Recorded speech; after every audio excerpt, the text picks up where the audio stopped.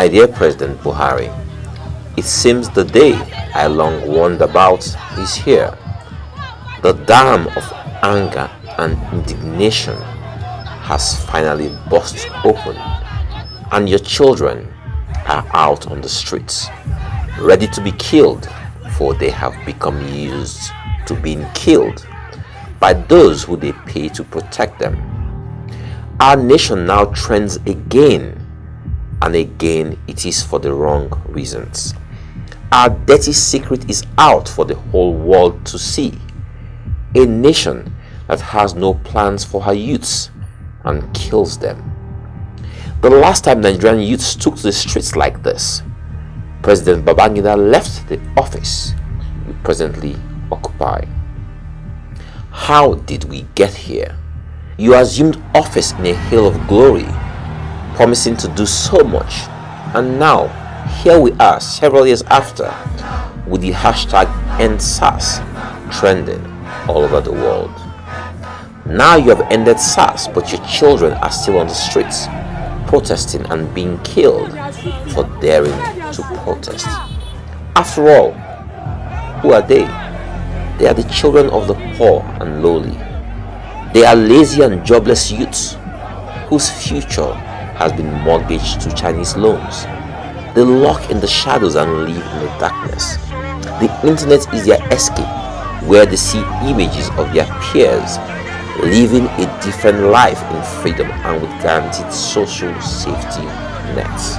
They imagine a better world, but all they get is hunger, poverty, abuse, unemployment, and corruption. They have been groomed to fight our religious and tribal wars, and now they chant Arewa Republic, IPOB, and Oduduwa Republic. Nigeria has not given these youths the breast milk of love.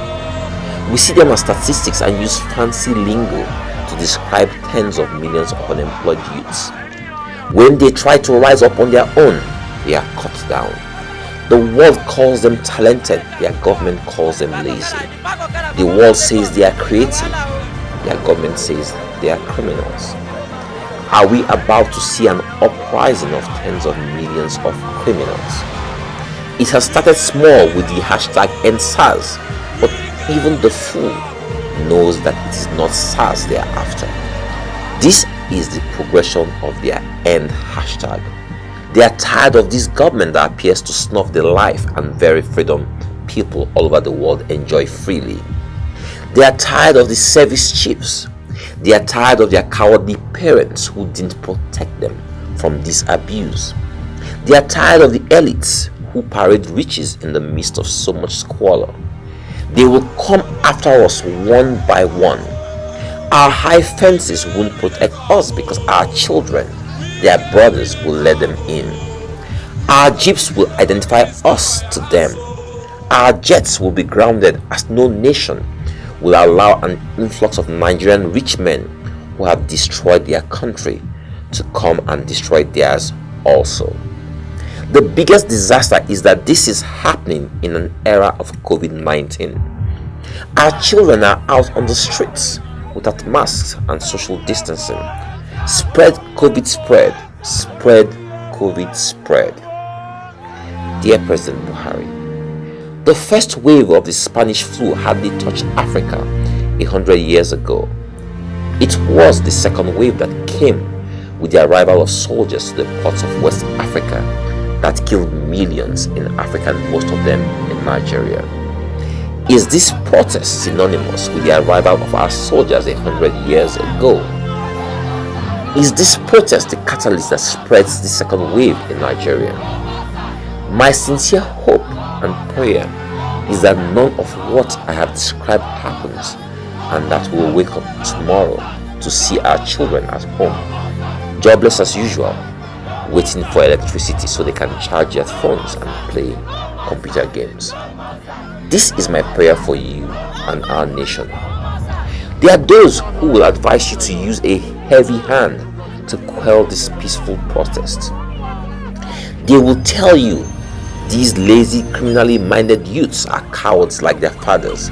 So if we arrest a few and shoot a few, they will end this protest. I suspect that this approach will fail, and I pray you ignore them. These youths are made of steel and have a point to prove to themselves, to you, and to the world. The truth is that we are all youths who have all suffered and live in fear of your bogeymen. This is the time for you to reverse course completely and be a father to us, to the nation. We need to know that the Igbo man is as important to you as the Fulani man. We need to know that our lives are safe with you. We need to know that the herders who roam the country raping, maiming and killing don't have your support. We need to know that you are in charge. We need to know that you love us. Any other approach might consume your presidency. Listen to your wife and your children, for they are the only ones who have the same stake as you in the success or failure of your administration. I wish you well. God bless our youths. God bless the Federal Republic of Nigeria.